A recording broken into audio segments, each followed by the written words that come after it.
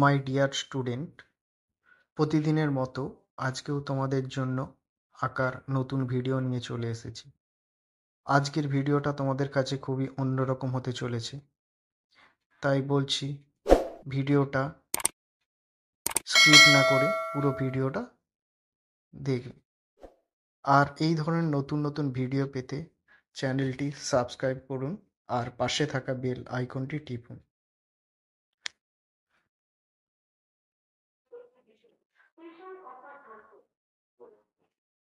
আজকের আঁকার ক্লাসে তোমাদের দিকে দেখাবো কি করে পোর্ট্রেট পেন্টিং করতে হয়।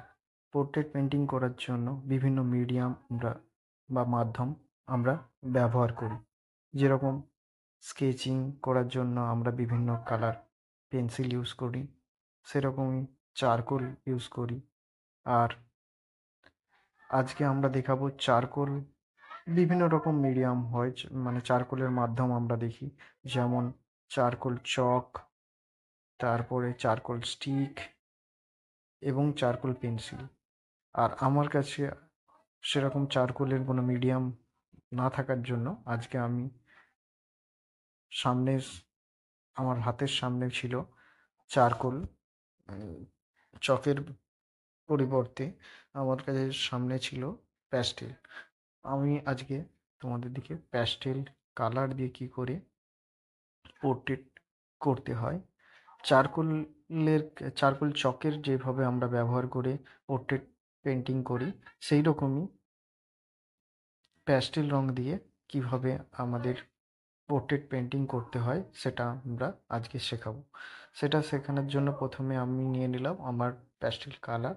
প্যাস্টেল কালারের আমার সব থেকে ফেভারিট কালার হলো ব্ল্যাক কালার। আমি ব্ল্যাক কালার দিয়ে কীভাবে, কালো রং দিয়ে কী করে, প্যাস্টেল রং দিয়ে কী করে পোর্ট্রেট পেন্টিং করতে হয় সেটা দেখাবো।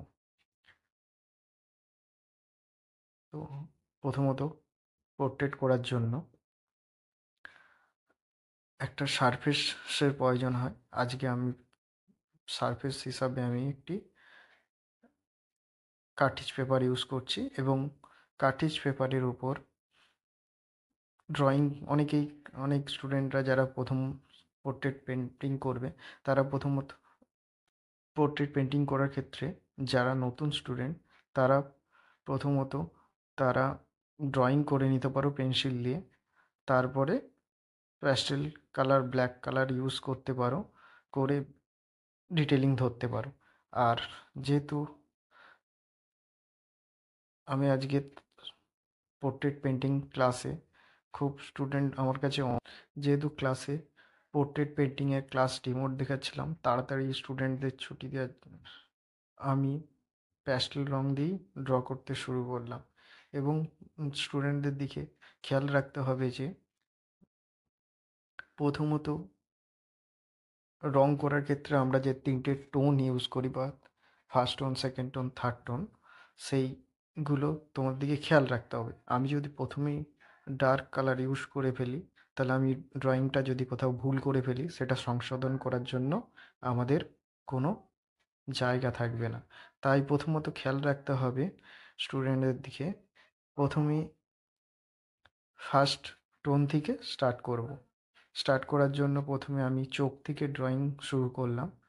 চোখ যখন ড্রয়িং কমপ্লিট হয়ে যাবে, আমরা জানি যে একটা চোখের যে মাপ হয়, অপর চোখের অপর চোখ করার আগে সেই চোখটারই মাপটা মিডিলে বসাতে হয়। এবং আমিও সেই একইভাবে প্রথমত প্রথম চোখটা স্টার্ট করলাম, এবং সেই চোখটার যে মাপটা, সেই গ্যাপটা আবার একটা চোখের মাপ বসিয়ে পরের চোখটা ড্র করলাম।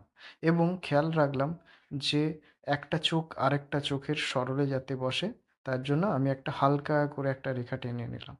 এবং প্রথম চোখটা কমপ্লিট হয়ে যাওয়ার পরে দ্বিতীয় চোখটা ড্র করার পরে নাকের ড্রয়িংটার মিডিলে ব্যালেন্সড রেখা টেনে নিয়ে মিডিলে একটা গোল সার্কেল টেনে নিলাম। এবং সেই সার্কেলটা পাশ থেকে জিওমেট্রিক শেপে ট্রায়াঙ্গেল কেটে এবং নাকে ড্র করলাম। এবং নাক কমপ্লিট হয়ে যাওয়ার পরে নাক থেকে ভ্রু পর্যন্ত যে গ্যাপটা থাকে, সেই মাপটা নিচে থুতনি পর্যন্ত মাপটা বসিয়ে দিলাম। এবং বসানোর পরে আমি ঠিক নাক থেকে থুতনি পর্যন্ত যে মাপটা তার হাফ বরাবর বা মিডিল বরাবর রেখা একটা হরাইজন্টালভাবে একটা রেখা টানলাম এবং সেই রেখাটা থেকে আমি প্রথমে উপরের ঠোঁটের ড্রয়িং করার জন্য উপরে দুটো সার্কেল ড্রয়িং করলাম এবং তার ঠিক নিচে আরেকটা সার্কেল ড্রয়িং করে এবং সেটাকে যোগ করে আমি ঠোঁটের ড্রয়িংটা করে নিলাম।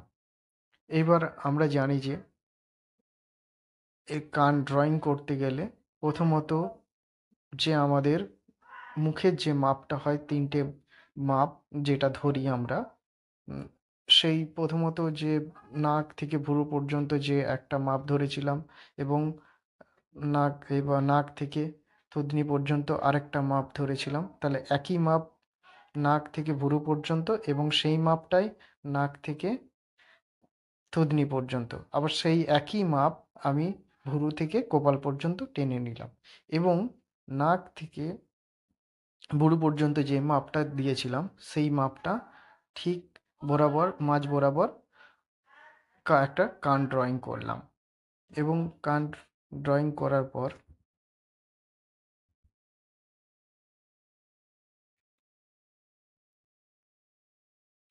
ড্রয়িংটা কমপ্লিট হয়ে যাওয়ার পর প্রথমত আমি সেকেন্ড টোন প্যাস্টেল কালার দিয়ে সেকেন্ড টোন দিতে শুরু করলাম এবং সেকেন্ড টোনটা কমপ্লিট হয়ে যাওয়ার পরে আমি আরেকটু কোনো জায়গায় ডার্ক টোন দিয়ে শুরু করলাম।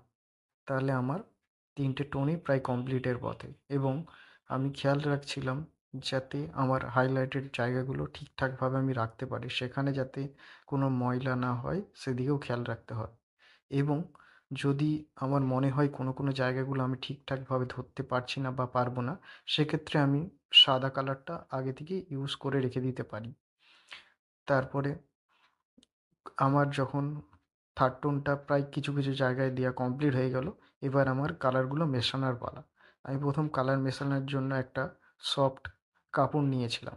সেই কাপড়টা এমনভাবে আমাকে নিতে হবে যে কাপড়টা যাতে সুতির কাপড় হতে পারে এবং খেয়াল রাখতে হবে যাতে রাফ সারফেস না খুব বেশি থাকে এবং রাফ সারফেস থাকলে কি হয়, যখন আমি কালারটা মেশানোর চেষ্টা করব তখন আমার কালারগুলো কাগজ থেকে কাপড়ে বেশি উঠে আসবে। তার জন্য আমি খেয়াল রাখছিলাম যাতে কাপড়টা যেন ঠিকঠাকভাবে আমি ইউজ করতে পারি এবং আঙুলের মধ্যে কাপড়টাকে প্রথমে পেঁচিয়ে নিলাম। নেয়ার পরে এবং কিছু জায়গায় আমি প্রথমে হাইলাইটের পাশের অংশটা প্রথম ধরতে শুরু করলাম মেশানোর পরে। কারণ আমি প্রথমে যদি ডার্ক জায়গাটা কাপড় দিয়ে ঘষতে শুরু করি তাহলে কাপড়টার মধ্যে যে ময়লাটা চলে আসবে ডার্ক কালারেরটা, সে চারিদিকে লেগে যাওয়ার সম্ভাবনাটা থাকবে। তার জন্য আমি প্রথমে হাইলাইটের জায়গার পাশের অংশগুলো মেশাতে শুরু করলাম এবং তার পাশে সেকেন্ড টোন এবং থার্ড টোনটাকে শেষের দিকে আমি মিশিয়ে দেওয়ার চেষ্টা করলাম।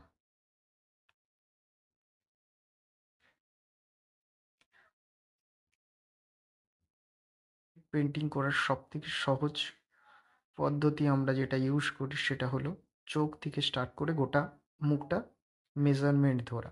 তাই আমিও তাই করেছিলাম। চোখ থেকে এই ছবিটা করার সময় চোখ থেকে স্টার্ট করেছিলাম এবং চোখ অনুযায়ী প্রতিটা অংশ মাপজোক শুরু করেছিলাম।